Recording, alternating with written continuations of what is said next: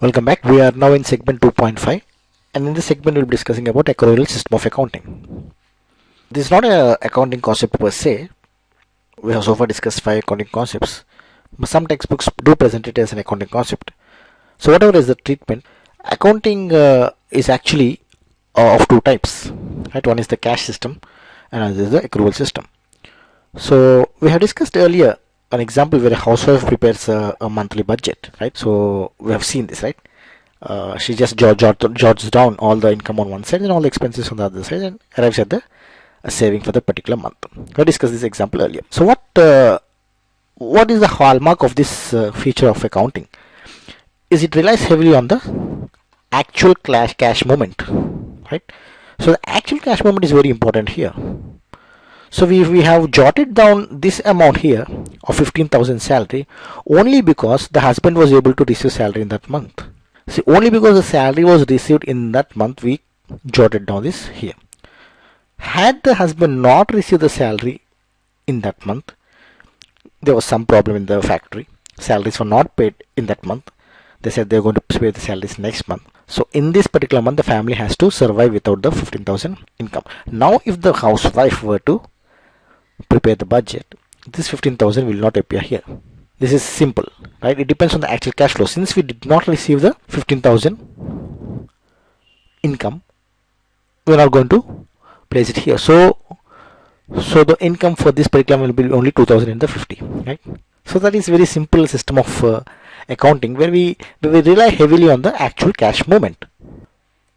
So here is the situation where the husband has not received the salary. So we are going to straight away deduct the 15,000 from the income side. So the 15,000 which appeared earlier is now not appearing. So only 2,050 will be appearing. So 2,050 is the only income side. The expenses, however, remain same.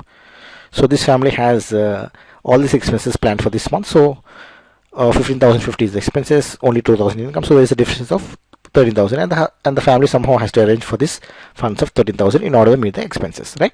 So this is what the simple cash system of accounting is. So the cash system of accounting simply says that you rely on the actual inflow of cash or the actual outflow of cash. See, nothing else matters. And this is a reasonable system of accounting. This has been maintained for years and in fact centuries. This is a system of accounting that has been followed. So it seems quite reasonable to us. We'll now learn a new system of accounting known as mercantile system of accounting, right? Or the accrual system of accounting. And this is the system of accounting that is practiced worldwide. In fact, all your balance sheets which you're going to come across, all the balance sheets prepared, most of the balance sheets, 99% of the balance sheets prepared, follow the mercantile system of accounting. There are a few instances where cash system is still followed, like in the example of non-profit organizations, NGOs, and there are some organizations that do follow cash system of accounting, but for the purpose of your analysis of balance sheet of corporates and even small partnership and proprietorship firms, we are going to follow the mercantile system of accounting. So please note that this can be quite tricky at the beginning. It's not only tricky, it will be counterintuitive. It will be counterintuitive because it will be difficult for you to understand. We are not here relying on the actual cash flow. See, cash flow is not important to us in the mercantile system of accounting. So you're going to see transactions that are going to be recorded in the books, even though cash is not coming in or going out. Not relying on the cash flow in the mercantile system of accounting. So what matters here is the event or the transaction, right? Whenever the event or transaction happens, we straight away enter it in the books of accounts. We're not going to wait for the actual flow of cash. So since this is confusing at first, please pay attention. We're going to make it as clear as possible. So as a family, you might be buying rice, So let us assume every month you're going to buy a 25 kg rice bag. So this is a straight transaction. If you were to draw the financials of only this particular head called rice, right? The cost, right? There will be no income for this expense. Right? The only cost will be straight away whatever is the amount you have incurred for this particular entry. right? So the transaction is settled then and there. See, he brings the rice bag and you pay the amount and the transaction is settled. So there is no credit involved here. In most of the transactions that we as individuals encounter in our daily lives, it will be based on cash settlement then and there. We rarely get credit, right? But this is not the case in with companies. See, companies operate in a totally different platform, right? Here, credit is the norm; it's not the exception. In our case, in the case of individuals, we rarely get credit. We actually engage in bulk of transactions. But in the case of companies, credit is a lifeline. I mean, everyone does it basically because the competitors do it, and you're forced to do it to get customers. So credit is very common in business. So let us take the example that we are a steel trader, right? So we're engaged in the business of trading steel products. So we purchase steel from some other supplier and we sell it for the profit, right? This is a business. So we have a system where we're going to calculate profit for every single month. So for the month of April, we'll calculate the profit, right? We'll see and try to add the profit, and for the each month, right, we do the same. So we prepare monthly P&L statements. So let us assume that we have sold to a customer 10 lakhs worth of steel in the month of April. So on April 10th, we have made a sale of 10 lakhs to the customer. As I already mentioned, credit is something very normal in business. So even though you delivered, right, even though you delivered the steel to the customer, you were forced to give some credit. So let us assume you have given credit of 45 days. So what you are saying to this customer is the delivery of the steel, right, but don't pay now. See, you can pay it later. You can pay after 45 days. So the actual payment is going to come somewhere in May, right? Say May 20th or somewhere, right? You're going to get the payment in the next month. So now we are preparing the actual P&L for each and every month. So for the month of April, since the sale is 10 lakhs, we'll record the sale as 10 lakhs. Right? So what is the cost to be? Let us say the firm is operating at the margin of 20%, so cost is 80.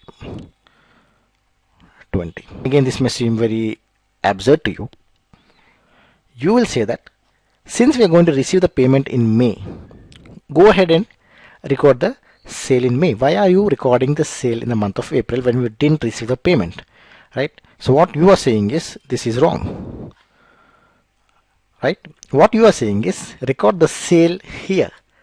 The sale of 10 lakhs should come here and cost should be nil because you purchased the steel in April. So put the 8 lakhs here. This is not 8, this is 8. Put the 8 lakhs cost here, sale as nil, and it may show the sale as 10 and cost as nil. This is what you are saying from a common sense perspective. But as per accounting, please remember we are now not discussing cash system of accounting. You are right if we are discussing cash system of accounting. In the cash system of accounting, right, in the cash system of accounting, we would have shown the sale in the month of May since we have received sale in the month of May.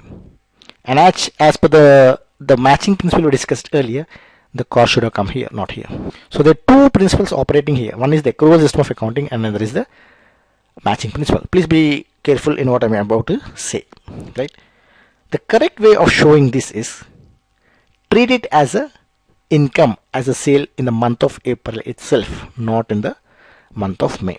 Please be very clear. Even though we are not receiving the sale payment right now, we are given the customer 45 days time to pay and the cash will be received in the month of May, but even then we are going to record the sale as a transaction. The sale has happened in the month of April because we have sold and delivered. The steel has gone to the premises of the customer and we recognize the revenue then and there.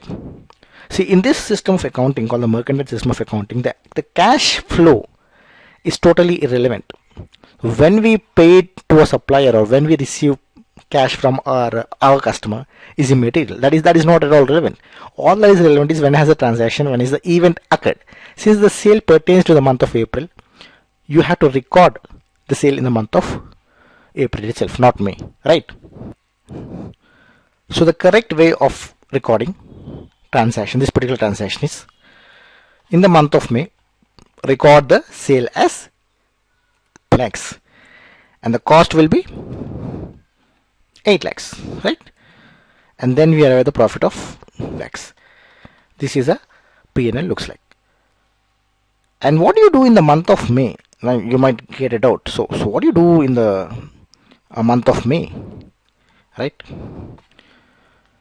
Well, in the month of May, whatever sales you happen to have in that particular month, only those sales will be recording. You are not at all relevant. You are not at all concerned about the sale made in the month of April. So this doesn't affect the financials in any way. So the month of May will go ahead and record sales pertaining to that month alone. So then you might ask the question, fine, but we actually not received the 10 lakhs here. There should be some way we are going to show this. Your P&L is showing you received 10 lakhs, so, but there should be some tracking involved, right? Because you didn't receive the amount, so there should be some way of tracking this customer. So where does 10 lakh actually go? It goes to the balance sheet in the form of debtors, also called as receivables. So the tracking does exist, right? We're going to maintain a separate ledger, a separate account for every customer. We're going to record all the amount that is due from him. We're going to track him, no problem. We're not going to leave him. Right, so the 10 lakhs, there is a tracking system involved, and we're going to pursue in May for the recovery of the particular amount. But from a financial point of view, the sale has happened in the month of April. You have to remember that. From this point onward, please remember we are dealing with mercantile system of accounting where the cash flow is immaterial. So even though we are going to receive the amount in the month of May, since this sale pertains to the month of April itself, we are going to record it as a sale in April, right? And the cost, corresponding cost, goes as per the matching principle. And there is the profit, right? This is what the matching principle says.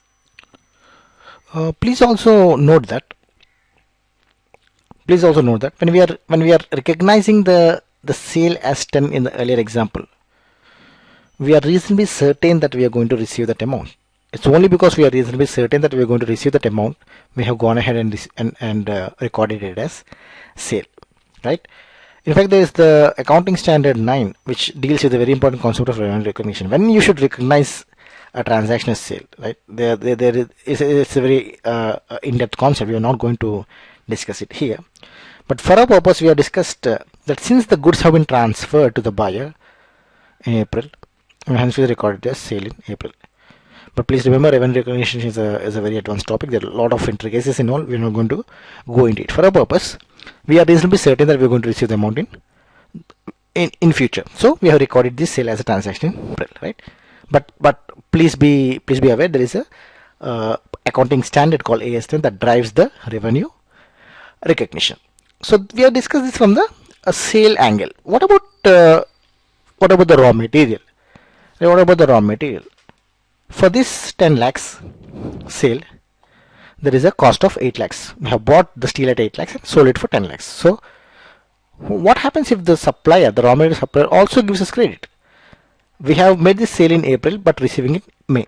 What is the case here also? We are going to purchase in April, but the supplier has given us credit and say pay in May. So when are we going to record this 8 lakh expense? Again, as per accrual system of accounting, whether you pay to the supplier in May or June is immaterial. When did you get the material? It's in April. So go ahead and record it as an expense for the particular month of April. So for the month of April, you'll be having a 10 lakh sale and a 8 lakh expense. And in both cases, cash is not involved.